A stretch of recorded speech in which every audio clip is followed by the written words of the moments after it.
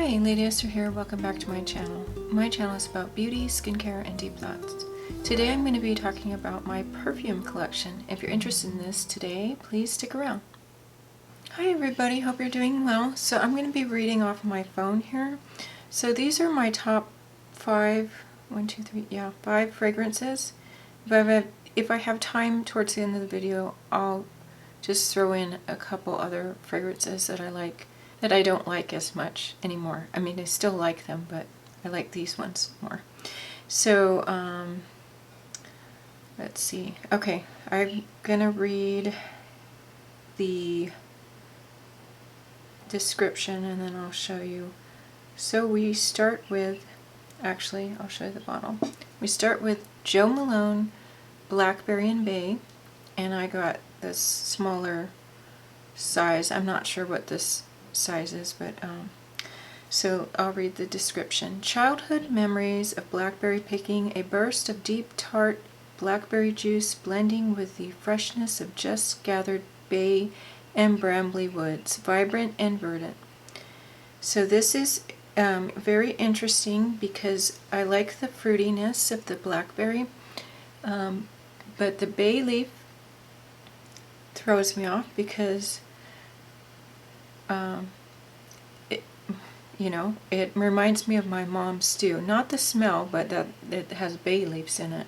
But when you combine the bay leaf with the blackberry, it actually smells surprisingly amazing. So this is one of my favorites, and I got it, I think I got this a couple years ago.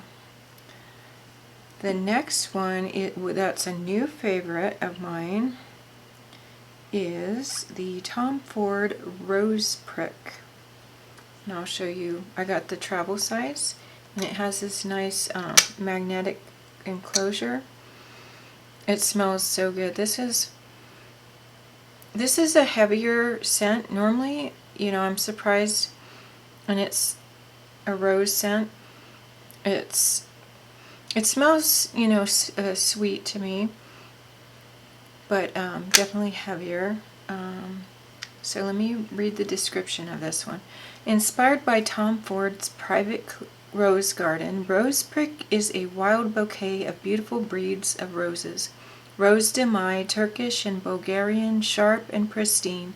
The piercing prickles of the stems hook onto each other, bonding their blooms in pink perfection. A rose by any other name wouldn't be Tom Ford. I bet you he wrote that. He has a way with words. So this is one of my new favorites. I believe the other favorite that would be in this list, but it's been sold out. I've been trying to get the travel size of the Lost Cherry. I have the Lost Cherry candle. So based on the candle scent, I really like it. So, but I want to see if I like the fragrance as much. So this is a new favorite of mine. Next we will go to, where is it? It's Rose Sicrosi, at least that's how I pronounce it, by Erin Rose Sicrosi. And I got this in 2020. This will mark 2020.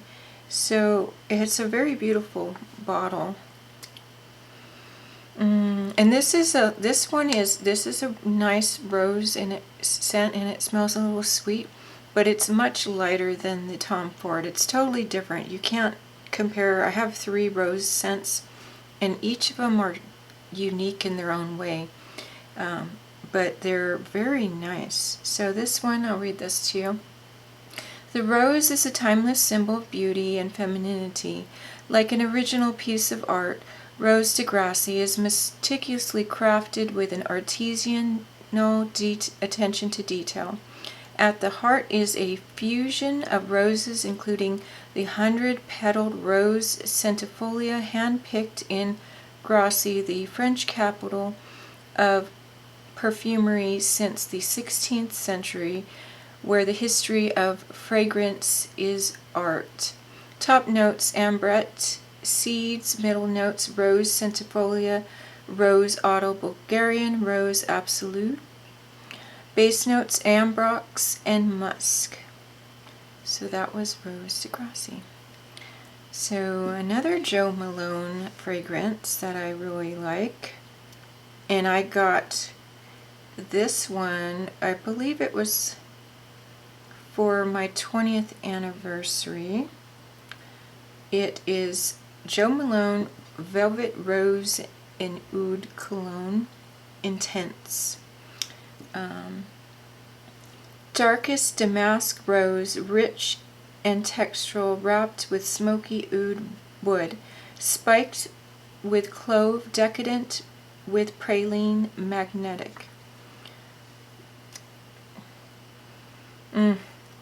So this is a heavier fragrance. Again, I can't describe it. It smells, you know, like some sweetness to it and like rose, but it's definitely, yeah, it's definitely more woody and heavier, like would be good for a date night. Of course, I would wear all these perfumes whenever I want to, but this is really good for a nice date night. So happy 20th anniversary. And so I really like that one. And the final one is something that I recently found out about, but you know, maybe some of you guys might roll your eyes when I talk about it, because I guess it's getting really popular. It has been really popular, and I saw the other YouTubers talking about it, but I didn't want to buy it, you know, over the internet without being able to smell it. So what I did was I went on the website, and actually I was able to get the little samples, like 5 samplers of different scents, and it came all the way from France, and surprisingly they didn't really charge me a lot for shipping. It was really reasonable. I think it was about like $14 for the 5 little samples, but it's worth it, you know, to make sure you're really gonna like the perfume. So what am I talking about? I am talking about Maison France's Kyrgyzstan, Kirk de Jean Paris Baccarat Rouge 540. So I got this, and I'm going to show you the back of the bottle. See, you can see this chandelier in the perfume bottle. Perfume's bottle is really heavy, very gorgeous. It smells good. This is, I thought it, you know, a lot of times when people say they like perfumes, I don't like what other people like, and a lot of times they you know, the perfumes they're wearing are really heavy, but this is not heavy at all. It's very sweet and it's very pleasant. Let me read what it has in it. Factory notes. It's Hedone. Hedone. Let's see. The aromatic body developed in the 1960s has become one of the most frequently used. Taken in isolation, it evokes the delicacy of jasmine floral and very fresh with slightly lemony facet, like a washer soaked in a glass. Oh, that's interesting. So it's like more like a jasmine scent. So I'm not going to read the whole. If you want to go to the website, I'll link it and you can read in more detail. The next note is Ambroxan TM. So it looks like it's kind of has a amber sage scent, amber, dry wooded mineral facet, so woody notes. The next one is white cedar. This typical smell that emanates when you cut a pencil, woody, dry, slightly spicy and creamy. The North American cedar, also called red cedar because of the color of its wood, is of the juniper family. And the last one is saffron, coming from the pistil of a variety of crocus. The most expensive spice in the world is nicknamed red gold.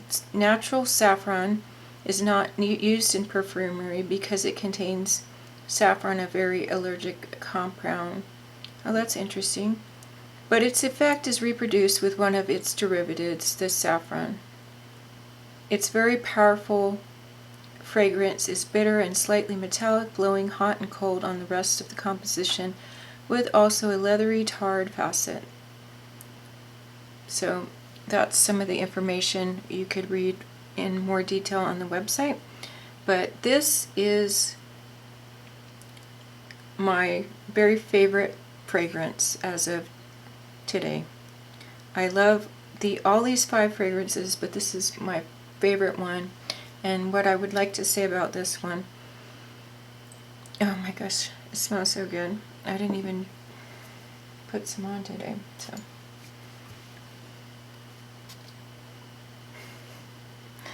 so in my experience, the unfortunate thing is it doesn't seem to last as long as some of the other perfumes. So I got this, where did I get this? I got this from Nordstrom's. And the other thing I wanted to say about this is just the eau de parfum. There's the extrait, which is similar, but there's something different about it. It seems stronger, but I don't like that one at all, really. So originally I tried the hair mist, and I believe the hair mist is the regular, similar to this eau de parfum, but it doesn't smell anything like this eau de parfum to me. So I returned it because I was gonna get that one to the hair mist because it was a lot less expensive. So this, my husband got this for me as an early anniversary present, and I believe it's our 22nd anniversary. So I just love this perfume.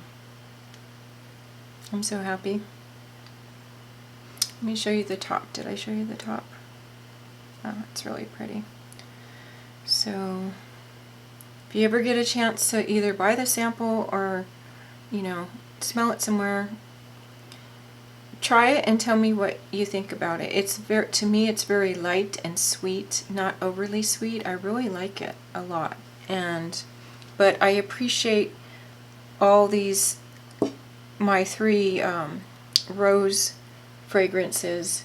I appreciate the uniqueness of these other fragrances. This one is light also. It's a lighter fragrance too, but like I said, this is heavier. It's definitely a heavier fragrance.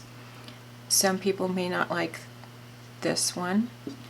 And then the Tom Ford is pretty heavy. It's, I think it's kind of spicy. So I think maybe a man could wear this. It might be unisex, but it's very interesting. I'm surprised. I've smelled most of all the other Tom Ford fragrances I've smelled. I didn't like it. I didn't like them. So I'm looking forward to trying the Lost Cherry. And then finally, the Blackberry Bay is also, it's very light too, and this actually would make it a good everyday fragrance. This one, all of them, probably the Erin and the Baccarat Rouge 540. Well, another one I'm getting to know is the Coco Mademoiselle. I have the Coco Mademoiselle in hair mist, and so it's not one of my favorites, but I'm getting more familiar with it. And I used to wear Juicy Couture. I believe there's a number of different variations on that, but Juicy Couture is pretty sweet. Now, considering what I wear, it is quite sweet, and it's so nice, but you just change your your tastes just differ. Because when I was growing up, I used to wear, if anybody here knows about it, I used to wear Exclamation. So that was my signature scent before. Anyway, I hope you enjoyed this. So I guess that's all I have to say about my perfume collection, and I will see you later. If you like this video, please click the like button. Please click the subscribe button to subscribe to my channel. Be sure and hit the bell button to be reminded of new videos. Thanks for watching, and I'll see you next time. Bye everybody.